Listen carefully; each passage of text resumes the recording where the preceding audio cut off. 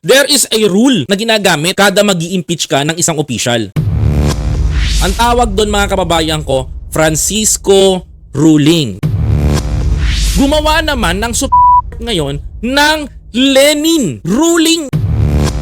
So hindi yun ang ginamit. Anong ginamit mga kababayan ko na isinabit nila? So nabaliwala yung kay Laila de Lima, sa Akbayan, Makabayan, etc.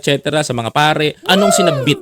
Anong tinransmit ng Congress? Yung kanilang impeachment complaint. Diba mga kababayan? Ito ni-refer sa Committee on Justice at hindi rin umano isinama sa Order of Business.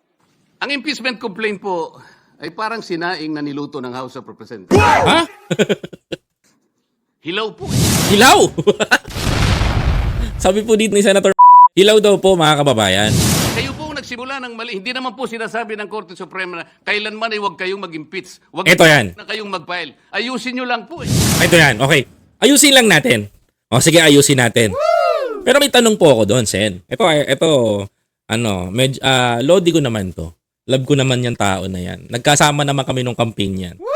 Inampanya ko rin yan, alam ko naman yun. At hindi ko itatanggi yun. Pero, this time, I have my stand for the Filipino people. And si Senator kasi may stand din, mga kababayan ko.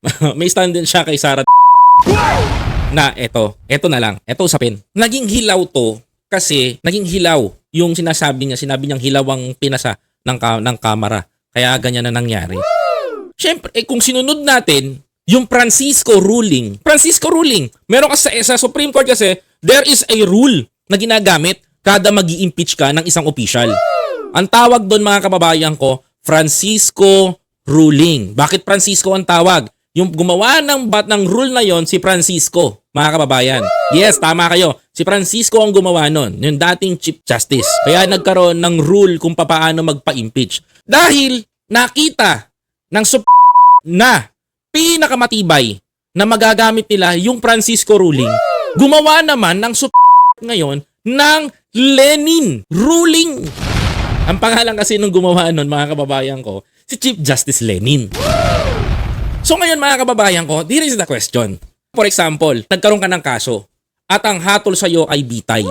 Mga kababayan ko, sa tingin nyo ba, tapos yung gagawin natin na batas i-implement natin ngayon? Ngayon, kahapon ka nga nahatulan, tapos pinasa yung batas ngayon ng bitay. Pwede bang i-approve sa'yo yun? Hindi. Sa susunod na mga mai-impeach. Ang problema mga kababayan ko, kagagawa lang ng Lenin ruling, mga kababayan ko, in-implement nila kagad.